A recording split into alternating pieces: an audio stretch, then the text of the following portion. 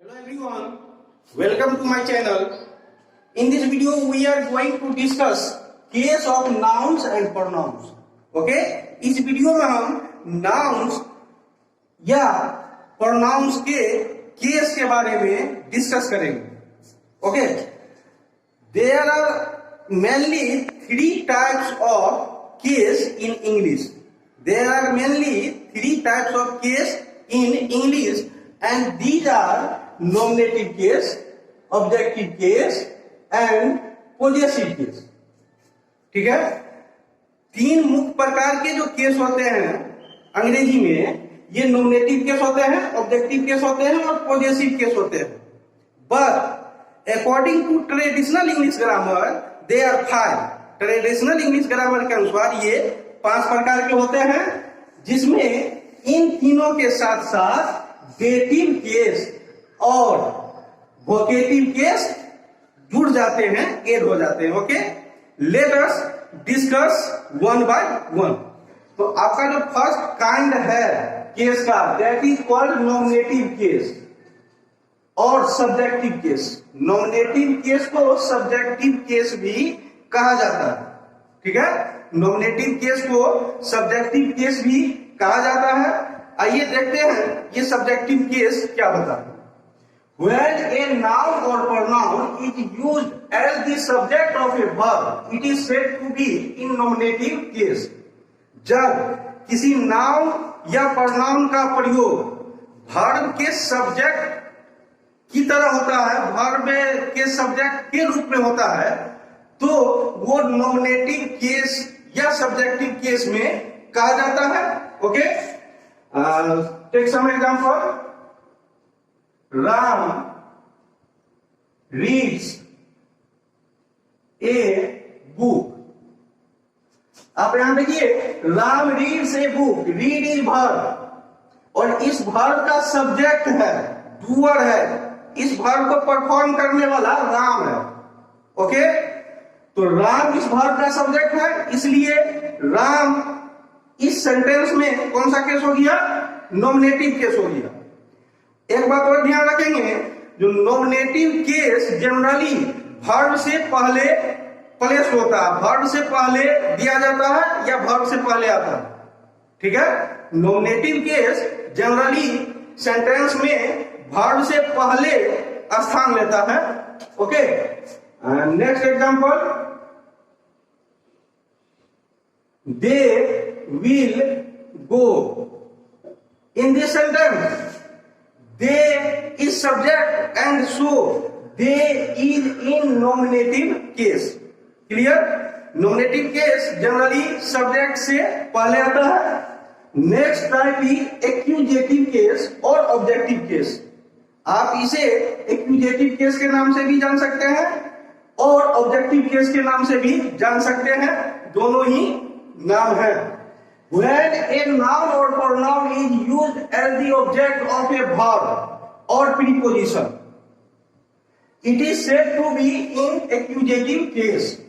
जब किसी नाउन या pronoun का प्रयोग वाक्य में verb या preposition के ऑब्जेक्ट के रूप में होता है, तो वो ऑब्जेक्टिव केस कहलाता है. Okay, example.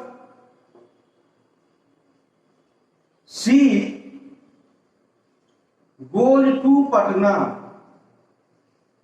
यहां देखिए, she goes to Patna, ये पटना ऑब्जेक्ट है और ये टू प्रीपोजिशन का ऑब्जेक्ट है. किसका ऑब्जेक्ट है? टू प्रीपोजिशन का ऑब्जेक्ट है. तो पटना नाउन है. इस नाउन का यूज इस सेंटेंस में प्रीपोजिशन के ऑब्जेक्ट के रूप में हुआ है, इसलिए पटना क्या हो गया? ऑब्जेक्ट हो गया. और ये एक्यूजेटिव केस या ऑब्जेक्टिव केस के अंतर्गत आया. Very simple. Next example. My mother loves me.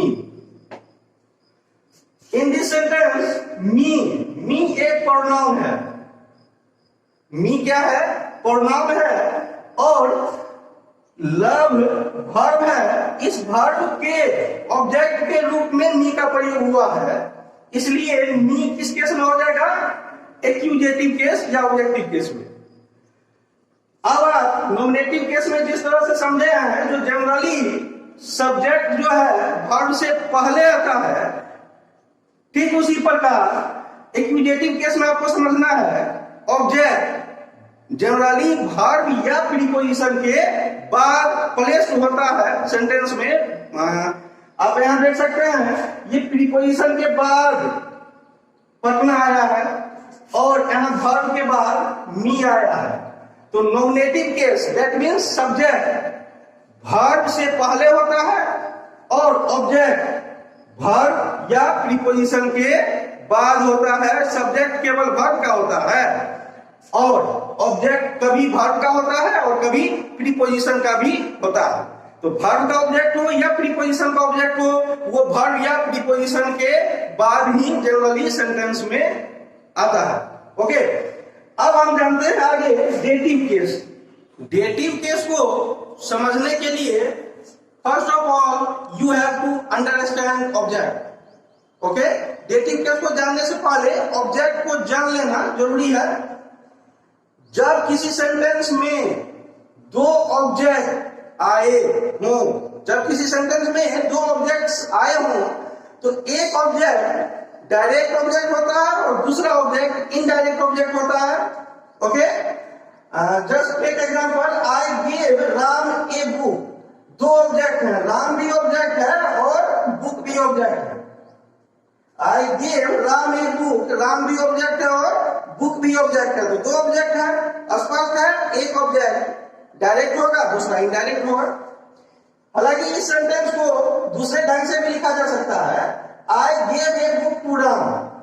I gave a book to Ram, फिर बात वहीं पहुंच रही है, इसमें भी दो ऑब्जेक्ट है, बुक और राम। तो जब दो ऑब्जेक्ट हैं तो एक डायरेक्ट ऑब्जेक्ट होंगे और दूसरे इनडायरेक्ट ऑब्जेक्ट होंगे। अब देखिए हम कैसे पहचानेंगे जो डायरेक्ट ऑब्जेक्ट कौन है और इनडायरेक्ट ऑब्जेक्ट कौन है। ओके, तो डायरेक्ट ऑब्जेक्ट व्हाट का जो रिप्लाई आता है, व्हाट का रिप्लाई डायरेक्ट ऑब्जेक्ट और whom का reply indirect object. Okay, just notice what का रिप्लाई डायरेक्ट ऑब्जेक्ट और whom का रिप्लाई इनडायरेक्ट ऑब्जेक्ट। ओके, अब इसे हम एग्जांपल से समझते हैं। आई गिव राम ए बुक, मैंने राम को पुस्तक दिया, मैंने राम को पुस्तक दिया। Okay, what give, what give क्या दिया? पुस्तक। बुक आ रहा है ना, व्हाट का रिप्लाई बुक आ रहा है, तो बुक कौन सा ऑब्जेक्ट हो जाएगा? Direct object. Okay, and whom give, whom give किसको दिया? तो राम को दिया। तो whom का रिप्लाई राम आ रहा है, तो राम क्या हो गया? इनडायरेक्ट ऑब्जेक्ट हो गया। ओके, राम क्या हो गया? इनडायरेक्ट ऑब्जेक्ट हो गया। एक बात और समझ लीजिए, किसी भी सेंटेंस से जब हम डायरेक्ट ऑब्जेक्ट को रिमूव कर लेते हैं, किसी भी सेंटेंस से जब हम डायरेक्ट ऑब्जेक्ट को रिमूव कर लेते हैं अर्थात हटा लेते हैं, तो सेंस इनकम्प्लीट हो जाता है। डायरेक्ट ऑब्जेक्ट के रिमूव करने से सेंस क्या हो जाता है? इनकम्प्लीट हो जाता है। कैसे? देख लीजिए, आई गेव राम, यदि यहां से डायरेक्ट ऑब्जेक्ट एक बुक को रिमूव कर लेते हैं तो सेंटेंस बचेगा आई गेव राम, मैंने राम को दिया, इनकम्प्लीट सेंटेंस। बट जब हम किसी सेंटेंस से इनडायरेक्ट ऑब्जेक्ट को रिमूव करते हैं, जब किसी सेंटेंस से इनडायरेक्ट ऑब्जेक्ट को रिमूव करते हैं तो सेंस कंप्लीट ही रहता है। जैसे इसमें से इनडायरेक्ट ऑब्जेक्ट को रिमूव करना था तो राम को रिमूव करना, तो आपका सेंटेंस होगा आई गेव ए बुक, मैंने पुस्तक दिया। सेंस कंप्लीट है, तो समझ गए। अब आइए dative case. When a noun or pronoun is used as a indirect object of a verb or preposition, it is said to be in dative case. जब किसी नाउन या प्रोनाउन का उपयोग किसी वर्ब या प्रीपोजिशन के इनडायरेक्ट ऑब्जेक्ट के रूप में हुआ हो तो वो डेटिव केस कहलाते हैं। अर्थात आप कह सकते हैं इन दोनों सेंटेंसेज में राम जो है वो डेटिव केस में, किस केस में है? डेटिव केस में है। क्यों? क्योंकि यहाँ राम का use as a indirect object हुआ है, समझे। हालांकि डेटिव केस जो है ये ऑब्जेक्टिव केस के ही एक पार्ट है। डेटिव केस ऑब्जेक्टिव केस के ही एक पार्ट है और मॉडर्न इंग्लिश ग्रामर में डेटिव केस और ऑब्जेक्टिव केस दोनों को मर्ज कर दिया गया है, दोनों को मिला दिया गया है। लेकिन आप दोनों में अंतर को यदि समझ रहे हैं या समझ लेंगे तो आगे वॉइस चैप्टर में थोड़ी सी सहूलियत मिलेगी आपको, उसे आप ज्यादा अच्छे ढंग से समझ सकेंगे। Okay, and our next type is possessive case, and possessive case is also known as genitive case. Possessive case कहिए या जेनेटिव केस कहिए। Okay, when the form of a noun or pronoun is used to show possession, or relation, it is said to be in possessive case. Okay, it is said to be in possessive case. possessive case को आप generative case भी कह सकते हैं, दोनों same हुए। Example, this is Ram's book या राम की किताब है। ओके, तो यहाँ राम में आप देख रहे हैं एपोस्ट्रोफी एस लगा दिया गया है और इस प्रकार राम का फॉर्म बदल गया है, राम का रूप बदल गया है। तो इस बदले हुए रूप को या राम के इस फॉर्म को पोजेसिव केस कहते हैं। Okay, next example, that is your bag. यहां ये योर शब्द जो है अधिकार बताता है बैग पर। अधिकार कैसे बताता है? That is your bag, that is your bag, वह आपका बैग है, दैट मीन्स उस बैग पर आपका अधिकार है। ठीक है। She is my mother, my generative case में है क्योंकि शी इज माई मदर, वह मेरी माँ है। यहां माई वर्ड जो है रिलेशन बताता है। Okay, and next and last type की चर्चा अब हम कर रहे हैं। And last one is vocative case. Last one is vocative case, where a noun or pronoun is used to address a person directly.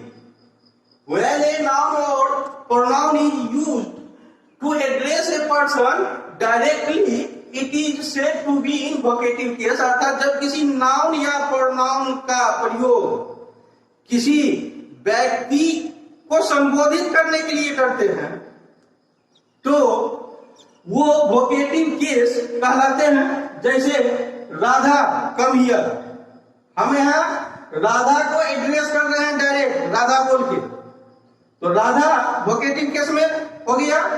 Ravi are you playing cricket, यहाँ रवि इसका use direct address के लिए हुआ है, मतलब डायरेक्ट संबोधित कर रहे हैं रवि को, तो रवि वोकेटिव केस में हो गया और कॉलेज सेंटेंस में राधा वोकेटिव केस में। ओके, आज के इस वीडियो में हमने डिस्कस किया केस अर्थात कारक, हमने जाना नॉमिनेटिव केस अर्थात कर्ता कारक किसे कहते हैं, ऑब्जेक्टिव केस अर्थात कर्म कारक किसे कहते हैं, डेटिव केस अर्थात संप्रदान कारक किसे कहते हैं, पोसेसिव केस अर्थात संबंध कारक किसे कहते हैं, एंड वोकेटिव केस अर्थात संबोधन कारक किसे कहते हैं। And we will meet in next video. Thanks.